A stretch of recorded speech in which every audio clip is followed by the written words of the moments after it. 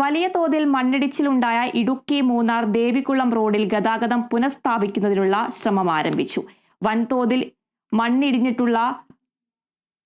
ഇടിഞ്ഞെത്തിയിട്ടുള്ള മണ്ണ് പൂർണ്ണമായും നീക്കാൻ ദിവസങ്ങൾ വേണ്ടി വരുമെന്നാണ് വിലയിരുത്തൽ.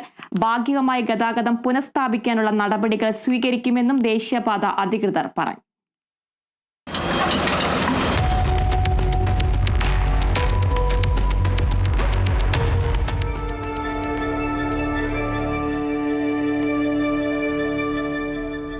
മൂന്നാർ ദേവികുളം റോഡിൽ മണ്ണിടിഞ്ഞുണ്ടായ ഗതാഗത തടസ്സം നീക്കാനുള്ള ശ്രമമാണ് തുടങ്ങിയിട്ടുള്ളത്. ശനിയാഴ്ച രാത്രിയും ഞായറാഴ്ച പുലർച്ചെയുമായി മൂന്നാർ ബൊട്ടാണിക്കൽ ഗാർഡന് സമീപം ദേശീയപാതയിലേക്ക് വലിയ തോതിൽ കല്ലും മണ്ണും ഇടിഞ്ഞെത്തിയാണ് ഗതാഗതം പൂർണ്ണമായും തടസ്സപ്പെട്ടത്. മണ്ണിടിച്ചിലിൽ അകപ്പെട്ട് ഒരാൾ മരണപ്പെടുകയും ചെയ്തിരുന്നു. ഇടിഞ്ഞ ഭാഗത്തിന് മുകൾ വശത്ത് വലിയ വിള്ളൽ രൂപം കൊണ്ടിട്ടുണ്ട്.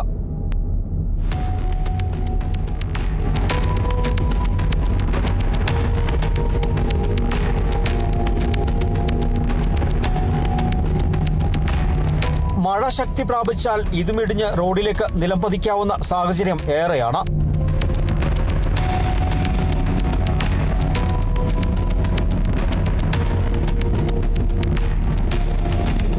മണ്ണുമാന്തി യന്ത്രങ്ങൾ എത്തിച്ച് ഒരു ഭാഗത്തു നിന്നുമാണ് മണ്ണ് നീക്കി തുടങ്ങിയിട്ടുള്ളത്. ദേശീയപാതയിൽ നിന്നും താഴേക്ക് വലിയ തോതിൽ മണ്ണിടിഞ്ഞെത്തിയിട്ടുണ്ട്.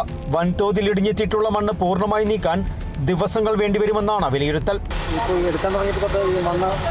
റോഡിലേക്ക് എടുക്കുന്നതനുസരിച്ച് മണ്ണ് ഇടിഞ്ഞു വരുന്നുണ്ട്. അപ്പോൾ ഇടിയുന്ന മണ്ണും കൂടെ ക്ലിയർ ചെയ്തതിന് ശേഷം റോഡ് ഓപ്പൺ ചെയ്ത് ഒരാഴ്ചത്തെ വർക്കുണ്ട്. അതേസമയം ദേശീയപാതയിലെ ഗതാഗതം നിലച്ചതോടെ പ്രദേശവാസികളും സർക്കാർ ജീവനക്കാരും വിനോദസഞ്ചാരികളുമാണ് ഏറെ പ്രയാസം അനുഭവിക്കുന്നത്. ഇതൊരു ടോൾ റോഡാണ് ഓൾറെഡി.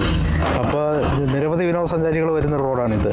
വളരെ കഷ്ടപ്പെട്ട് വണ്ടികൾ പോകാത്ത ഓഫ് റോഡ് വഴി ഒരുപാട് ദൂരം സഞ്ചരിച്ചിട്ടാണ് ഇപ്പോൾ മൂന്നാറിലേക്ക് വരേണ്ട ഒരു അവസ്ഥ വന്നിരിക്കുന്നത്. പോരാതെ തന്നെ എത്രയും വേഗം തന്നെ വണ്ടികൾക്ക് കടന്നു പോകത്തക്ക രീതിയിൽ ഈ റോഡിൻ്റെ പണി ഒന്ന് തീർക്കണമെന്നാണ്. മഴ ശക്തി കുറഞ്ഞുവെങ്കിലും പ്രദേശത്ത് ഇപ്പോഴും മണ്ണിടിച്ചിൽ സാധ്യത നിലനിൽക്കുന്നുണ്ട്. ഇന്നും ഈ ഭാഗത്ത് നേരിയ തോതിൽ മണ്ണിടിച്ചിലുണ്ടായി. അതീവ ജാഗ്രതയോടെയാണ് മണ്ണ് നീക്കുന്ന ജോലികൾ നടന്നുവരുന്നത്.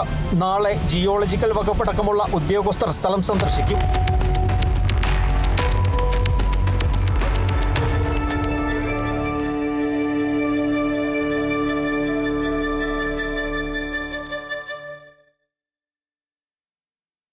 നാലു യന്ത്രങ്ങളുടെ സഹായത്തോടു കൂടി ഭാഗികമായെങ്കിലും ഗതാഗതം പുനഃസ്ഥാപിക്കാൻ ശ്രമം നടത്തുകയാണ് ദേശീയപാത വിഭാഗം. ഗതാഗതം പൂർണ്ണമായി പുനഃസ്ഥാപിക്കാൻ ഒരാഴ്ച വേണ്ടി വന്നേക്കാം. ക്യാമറമാൻ AP രാജയ്ക്കൊപ്പം ബിനീഷ് ആന്റണി, കേരള വിഷൻ ന്യൂസ്, ഇടുക്കി.